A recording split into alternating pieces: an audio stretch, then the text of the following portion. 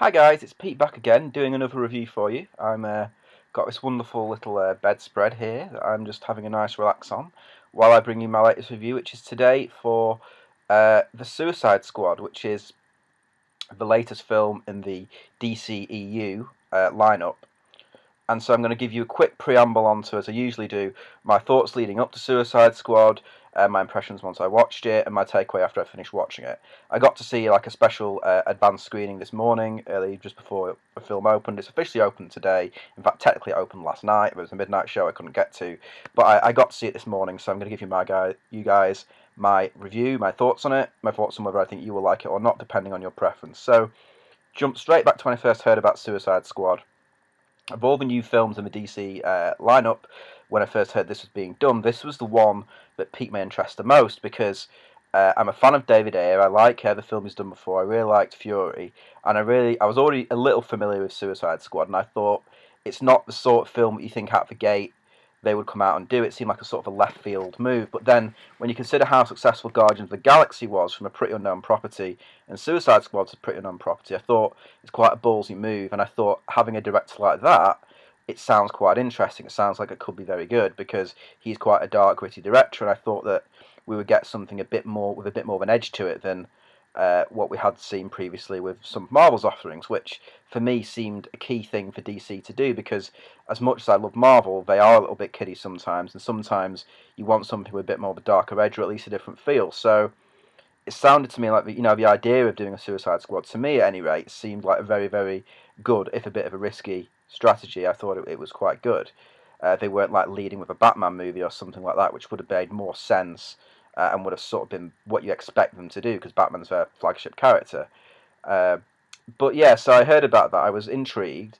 Then when I saw the first teaser at Comic Con when it leaked last year, I fell in love with it. I absolutely adored that Comic Con teaser, and from that point on, Suicide Squad has kind of been one of my most anticipated uh, comic book movies of this year, if not the most. To be honest, it was probably right up there with Deadpool and Captain America: Civil War. I mean, I was even looking forward to it more than Batman v Superman, and I always sort of thought that it would be a bit of a better film than Batman v Superman, even though I was impressed in the trailer of that as well. So, not really going into what I thought about Batman v Superman here, because I've already covered Batman v Superman thoroughly in other videos, but going into this one, it did have quite a lot of riding on it. It needed to sort of be a bit more light-hearted. It needed to sort of show that DC movies could be quite fun, and I think that there was a lot of divisive reactions from critics and audiences alike for Batman vs Superman, and I honestly did think that this would get a better reception.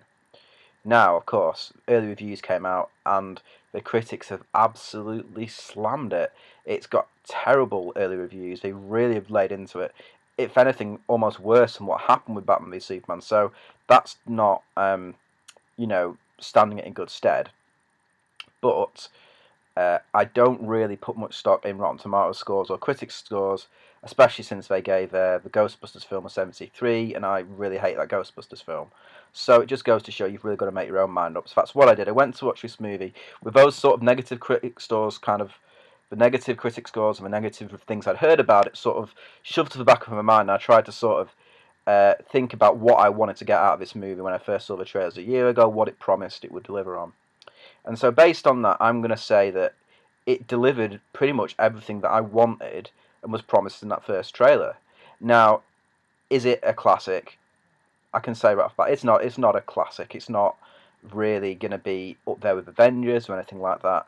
And yeah, it would have been nice for this to be like a knock it out of the park, 10 out of 10 movie that was completely like swayed the critics and did all that stuff. And it isn't. It isn't that. At least this version of it isn't that. But for me, when I really, really watched it, I have to say that overall it worked, and overall I really enjoyed it. And overall, I definitely think that the critical slating it's got is completely undeserved. And I think that the things that they are calling this movie out for, similar to what I've said before, is you could apply some of the criticisms in this movie to a range of other movies that have also had similar things happen, but for some reason they're leaning down really heavily on this. And I don't know if it's because there's a sort of cool thing where it's cool to hate on DC right now, or if it's because critics are so used to the Marvel way of doing things, they can't stand the idea of someone bringing something different. But what I got from Suicide Squad that I liked about it was, again, it was that tone and that direction that I first talked about that had me interested way back when it was first announced, and then was confirmed in that first trailer, because this does give you a very dark, a very gritty feel, but it also has a sense of fun, and it has a real sense of its own identity. I really liked, at least in the beginning part, how it felt like its own thing, and it felt like it wasn't afraid to be its own thing right from moment one. And it does feel like a different type movie to what we're used to seeing with regular superhero movies. It's been been classified as a 15, and I really think that's appropriate. I'd almost hate this movie more if it was aimed at a younger age group, because it is definitely not for kids. It's definitely more for adults. And so the 15 rating is very well deserved. There are some disturbing things that happen. It's not overly gory or anything like that, but it's more like the context and some of the subject matter and kind of the feel and the vibe of the movie that is so good, but it's not really family friendly at all in any way. I mean, even the name's not family friendly. So it was a smart move not to try and position this to be aimed at families. Uh, but I really think it's a sort of out of the box film that will take people a little bit by surprise, and you'll either like that and go along with it, or you really, really won't. And I suppose critics really, really didn't like it, and I think they also probably seem to find the notion of bad guys being the heroes or bad guys being the point of view characters a bit offensive. It seems like this film has been like called trash, it's been called terrible, it's been called all these awful things, but really, to me, what it is a very interesting and different take. And well, it does have some shortcomings with the story. I will say the story is pretty basic, and the villain is, yes, a bit of a letdown, a bit of a one-dimensional villain that comes in at the end, and the CGI, it becomes a CGI mess, which is a bit disappointing. So yeah, there are aspects of it that could have been better, like the villain. I mean, the general story is quite basic, but all of these things that are sort of problems are problems that are rather a problem with superhero films in general. I mean, there's plenty of superhero films where if you look at the story, there wasn't a great deal to it. I think even though I love Avengers, the first Avengers story is not a groundbreakingly different story. It's very, very basic, really, in terms of the story, but it's good because of how the characters react and how they relate and how they sit and talk and chat, and then they have fights and things like that. So it's all to do with the character interactions that makes Avengers so good, I think. I don't think it's really the story that is really uh, driving that film to make it as good. And I'm not saying that this is as good as Avengers, it's not. But the appeal with this is definitely in the characters. And I think that, for me, obviously, there are a few things that, a few aspects of film that are very important. It's important to have good characters, it's important to have good story, it's important to have a good script if you want to make a really good movie. But I've always sort of wondered what sort of takes precedence. And for me, what I've realised with this film, and what I've realised recently with Ghostbusters as well, is that I will almost be able to swallow any kind of story, how basic it is, and any kind of script, how dumb it is, as long as I can connect to the actual characters. If I can connect to the characters and I find the characters really likeable, really watchable, really enjoyable, and I can see things from their side, then overall I can sort of overlook or forgive other misgivings of the movie. I can forgive a fairly basic story or a fairly generic villain if I'm along for that ride and I really, really am digging what's happening with the characters. I think even something as great as Guardians of the Galaxy still had a fairly predictable villain, had a fairly predictable story arc overall. You could tell what was going to happen. You knew where the story beats were. But again, it was the actual characters that made that film so good. And again, I'm not saying this is actually on the level of Guardians either. It's not. It's not as good as Guardians of the Galaxy. It's not as good as Avengers. But it's still a very, very good DC film. I think warrants attention. It warrants people seeing it. And I mean, right from the off, I have to say that the characters is what is the best thing about it, and the performances. Even Will Smith as Deadshot, which I was quite surprised at, because he was the aspect of the film I was most worried about, because I know he has a reputation for taking over movies and for just being Will Smith in films. And while that to some extent did happen, he is just sort of playing Will Smith. He actually did it really well, and I actually think that he did bring a sort of levity to it, and a sort of grounded it a little bit as well, in a brand new character that no one's familiar with. No one really knows who Deadshot is, so in a way having Will Smith as that character works, because it gives the audience a way into the character, and Will Smith's very good at playing relatable, likeable characters who gives a bit of banter and stuff like that. So his sort of character was good, but he wasn't just a one-line kind of a dude either. He actually did have a good backstory. You felt for him, you understood what his motivations were. And the great thing with him is, and also with Harley Quinn, is I loved how it sort of turned things on its head. And Batman is in this movie, by the way. It's not a spoiler, but the way they show Batman, the way that he comes across, you start to see it from the villain's point of view, which we've never seen in a movie before. And while it would have been nice to have gone into that a little bit more, it was still cool that you sort of saw it from Deadshot's point of view, from Harley Quinn's point of view. Batman is this sort of menace who comes around and sort of disrupts your life and is sort of preying on you, and someone who's to be feared and someone who you really don't like. And it did make you see Batman in a slightly different light because you're immediately empathising with the Deadshot character, with the Harley Quinn character, and this is one of the fundamental differences between Marvel and DC, I think, is a lot of their villains are so relatable and they're so good, and even though they're bad, they have good reasons for being bad, and you do relate to them, whereas with Marvel, they do tend to go for the sort of one-dimensional type villain, where they just want to be bad because they want to be bad. And admittedly, that is the case of the actual villain in this film, but I'll get onto the negatives in just a sec, but just to thoroughly talk about the positives first, Harley Quinn, Margot Robbie as Harley Quinn, I thought that was genius casting when I first heard about it. I thought she looked great in the trailers, and she is brilliant in the film. She's so good as Harley Quinn, and her backstory with the Joker is brilliant. It's taken straight from the comics, and so many homages and little callbacks and things that I think David Ayer's put in there just for DC fans like me that made the film.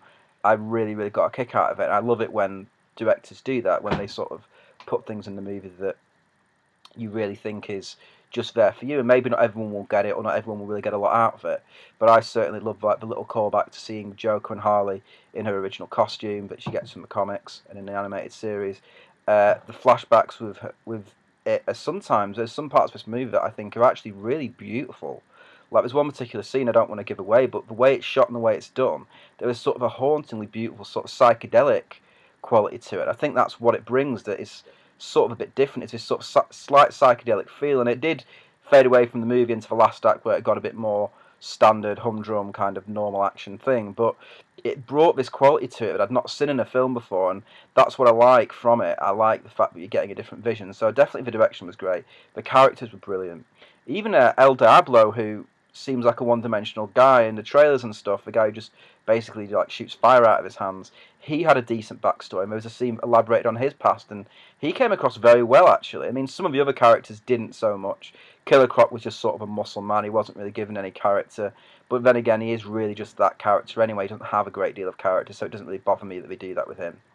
But all the characters mesh well, all the dialogue between them, I thought, in the quieter moments, again, much like Avengers, were the best bits, where they were just chatting, they were sitting in the bar talking and chatting over stuff, and the way they react and talk to each other is really what was really good about this. And again, Amanda Waller, Viola Davis playing Amanda Waller, who's really, in a way, the proper villain of this movie. And again, it's an interesting thing because she's technically a good guy. She's one of these people where she does the right thing sometimes, but she as a character is a very cold, horrible character. She's like that in the comics, and she's like that in the Arrow show and other things like that. And it was great because, to me, in a way, she's actually the villain, even though she's not portrayed as such. So again, I think it's interesting that we're getting a character whose motives are good but is actually horrible, and characters who are actually horrible but their motives are kind of justified in certain ways. And again, this is another breath of fresh air for a superhero movie, and I think things like that are what's causing people to get upset and call it tasteless and horrible and disgusting. And Jared Leto as a Joker, without giving anything away, I thought that he was in just the right amount. I know some people will be disappointed that he isn't in it more, that he wasn't the main villain or anything like that, but I think really that DC are doing a very good job of keeping their cards close to their chest and not doing the obvious play of going, here's a Joker, let's have a whole movie where the Joker's in it. It's giving you a little bit of a taste and a flavour for what he's going to bring when you finally get that standalone Batman movie, which I just can't wait for now, which is a very interesting way around to do it, because they could have jumped straight into this new DC universe with a new Batman, with a new Joker, and it would have felt very like, oh, we've seen this all before, because Dark Knight Rises, was still in people's minds. But now they've left it so long. I mean, you've got a bit of Batman and Batman v Superman was great. You've got a bit of Joker in this, and a bit of Batman in this, and it really does make you want to see a standalone Batman movie. Like, really, really, I want to watch that now. So it's great the way they've managed to kind of not do the obvious thing. So it's got to the point now where everyone, the minute they announce that standalone Batman, everyone's going to be there and want to watch it. Whereas if they'd done it years ago, people would have just felt a bit like Amazing Spider-Man. Well, we've seen it before. What is their new going to be? And they've been able to show with how Ben Affleck's been portraying Batman and how Jared Leto's doing the Joker that a standalone Batman would be quite a new, different thing. Especially with Ben Affleck, who's writing, probably going to direct it too. So that hasn't even been announced yet. But really, I think that it's setting itself up very, very well, and I loved his portrayal. It was a different portrayal. It wasn't the same as the previous two we'd had. The jury's really out on whether it's better than Heath Ledger or not because he's not in it that much. But I really liked that this felt like it was more like the comics. It was more like the Mark Hamill Joker from the animated series, but then also a little bit something of his own. I mean, that was the best thing as well, is that while the characterizations of Harley Quinn and the Joker were brilliant, they also, each actor's bringing something to that role that makes it something a little bit different. You don't want a carbon copy of what we've already seen before on the animated shows. We want them taking the essence of the character and spinning it their own way, and that's what both Margot Robbie and Jared Leto are doing. And so I just can't wait to see the standalone Harley Quinn movie. I can't wait to see more from the Joker.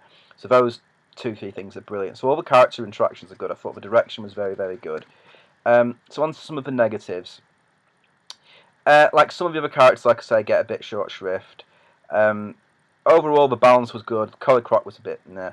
The biggest negative is really the villain. I didn't like how they handled the Enchantress story. She's not a character I was that familiar with, and they did sort of have to rush her character. One of the problems with doing a movie like this, where you haven't had a chance to set anything up, is like, one, straight away you've got to understand who his character is in about 5 seconds.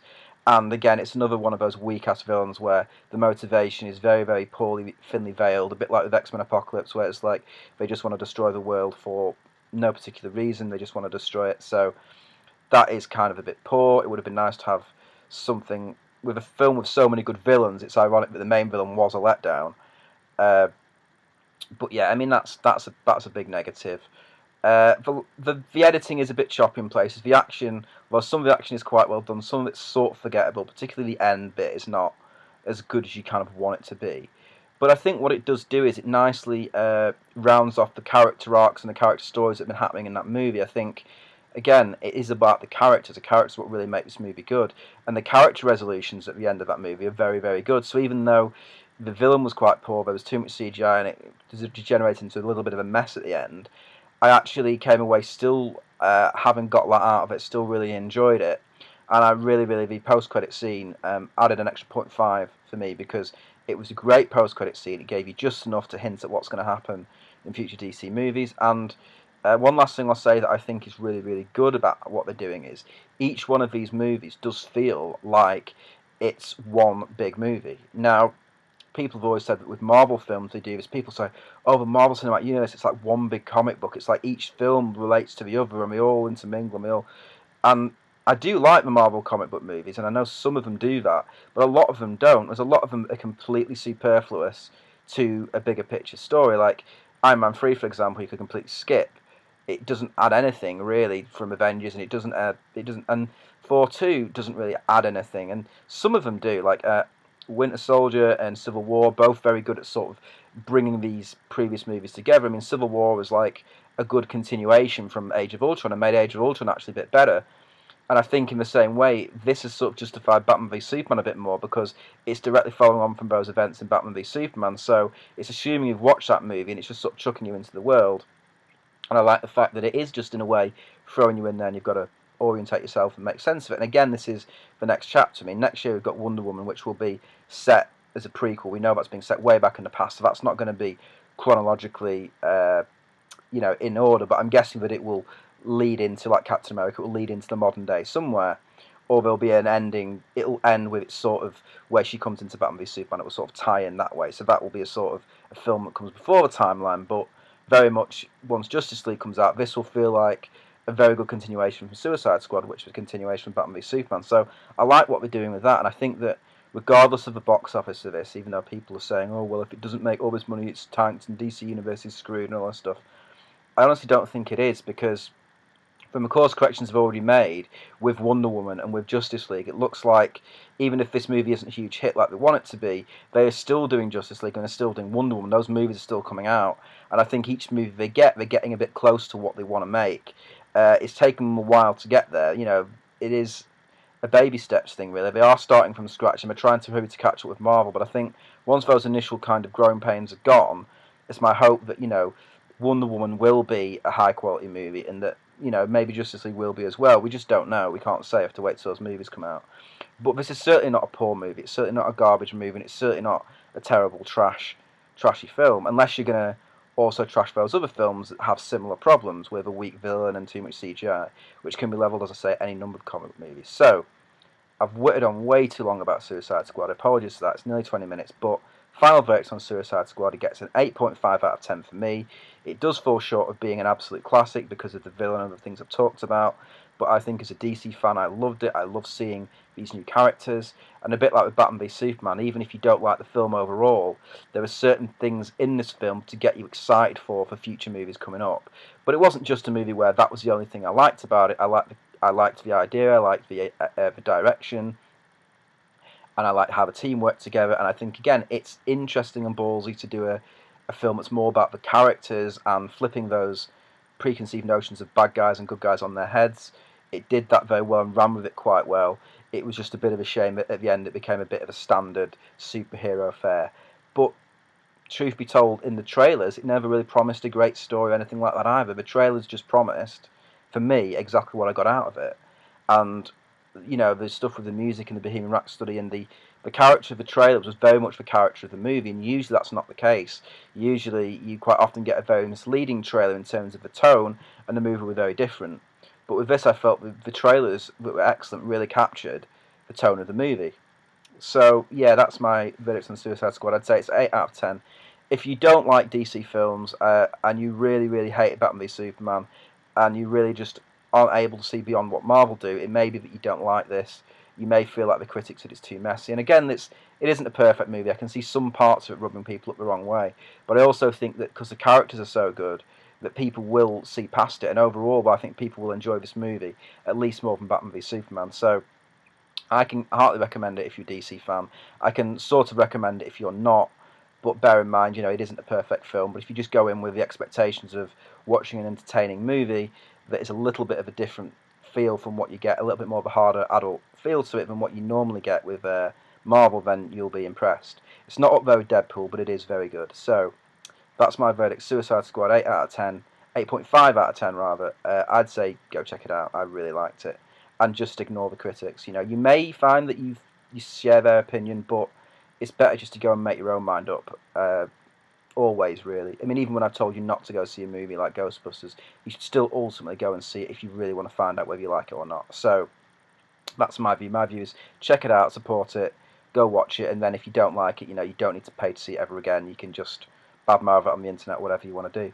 So that's my view. That's my review. I will see you guys soon for another, hopefully much shorter review next time.